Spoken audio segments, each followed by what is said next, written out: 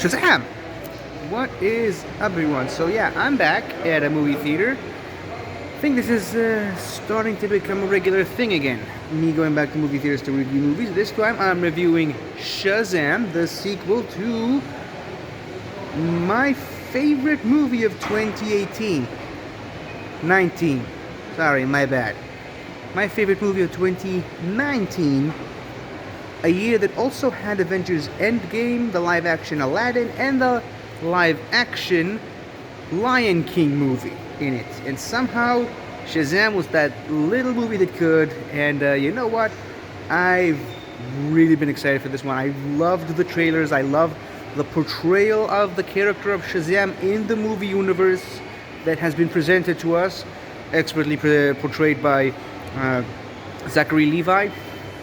And I just love the feel and the vibe of the movie, as well as not just Zachary Levi, but also Usher Angel as the younger Billy Batson. I honestly can't wait, and yeah, I'll let you know what I think about it once I come out of it. So until then, Shazam! Shazam! So, Shazam, Fury of the Gods. I just walked out of that movie. And you know what? I really like it. You can kind of tell by the smile on my face if the stupid goatee isn't throwing anyone off. I really like this movie. I mean, it did all I needed it to be. It was fun. It was funny. And I really liked it. It's not as good as the first one, though. But, that being said, the first one, in my opinion, damn near perfection. That movie just came out at the perfect time in my life, where the superhero mainstream was at its highest. 2019 was a really good year for superhero movies and movies in general, and that movie really took full advantage of that. Unfortunately, while the second one doesn't necessarily have the same feel to it. Well, I mean, does still have the same heart and soul of the first one. It's just not really as good, but it is really good, all things considered. There are some moments that really did not work for me. There are definitely some worn out movie tropes, if you can catch my meaning. You know, these common things that happen in movies from time to time that really forces you as a viewer to stretch your suspension of disbelief. And I can't really say what those moments are without revealing any major spoilers, but I'll say it's akin to the villain monologuing while the hero comes up with a plan to escape.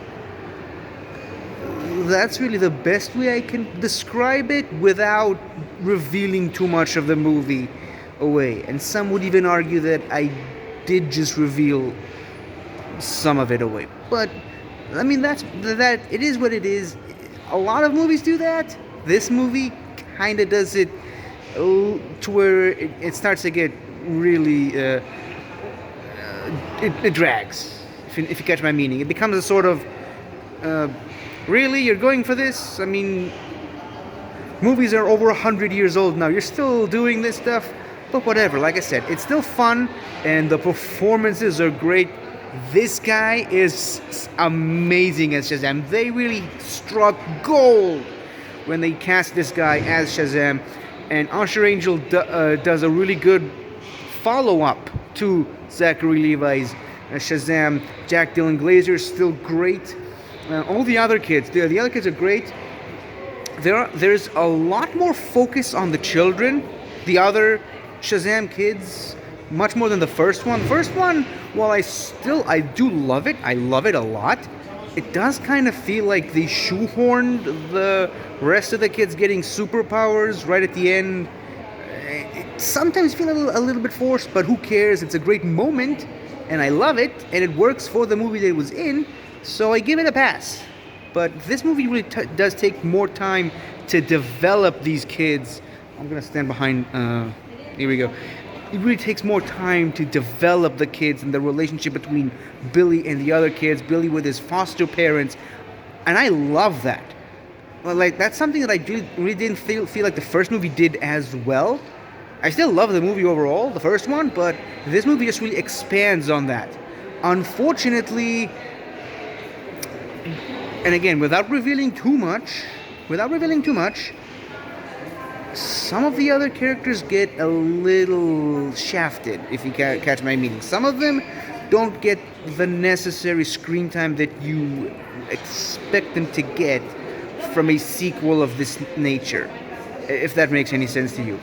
Regardless, as far as the villains go, Helen Mirren and Lucy Liu were terrific as villains, and you can kind of tell that they're just having fun with the role.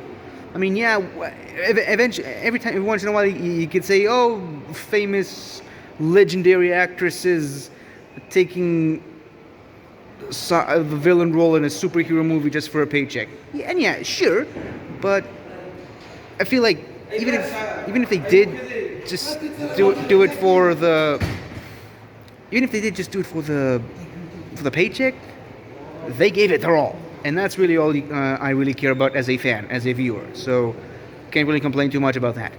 And now on to the post-credit scenes, and yes, there are two of them. I would describe the post-credit scenes as inconsequential yet funny. And what I mean by that is that you don't have to wait and watch both post-credit scenes, especially the second one. But I mean, stick around if you like. I'm not gonna stop you from doing that. There's some funny bits in it, especially in the first one. The first one's hilarious. I got a major laugh. But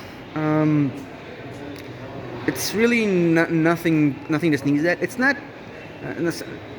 It, it does give you hints at what's to come in later movies in the DC universe of movies, if it's still a thing, but nothing you really can pick up by just watching the next movie right along. Like, it doesn't have the effect, shall we say, of a Nick Fury talking to Iron Man about the Avengers Initiative, or the game-changing plot twist of Spider-Man's identity being revealed, or like Thanos being revealed at the end. It doesn't have any of that. It's mainly just played for laughs, with a side dish of, oh yeah, we're still doing movies, we still have a plan, which we will get to eventually. We don't know what that plan is yet, right now, but we still do have a plan, and we will get to it when we get to it. That's all I can say about the post-credit scenes themselves. You don't have to watch them, but, stick around and watch them if you want to. That's all I can say. Overall, I'd say my experience with Shazam! Fury of the Gods, really great, solid movie. Definitely better than some of the Marvel movies that have come out in recent years, not gonna lie. But I may be a little bit biased because Shazam was one of my favorite movies of the last couple of years. So sue me. In any case, regardless, it's a really fun experience. It builds on the lore and the mythology and the characters of the first one. And there's a really cool cameo. Well, there's several cameos in the movie, but there is one cameo that made me jump out of my seat. I'm not gonna say which one it was. Like I said, there are several cameos in the movie, but it was definitely a yes moment, if you catch my meaning. That's all I can say for now. So yeah, that's what I think of Shazam! Fury of the Gods. Let me know what you thought about this movie, and let's see how the rest of these DC Universe movies continue to go. Until then, everybody, Shazam!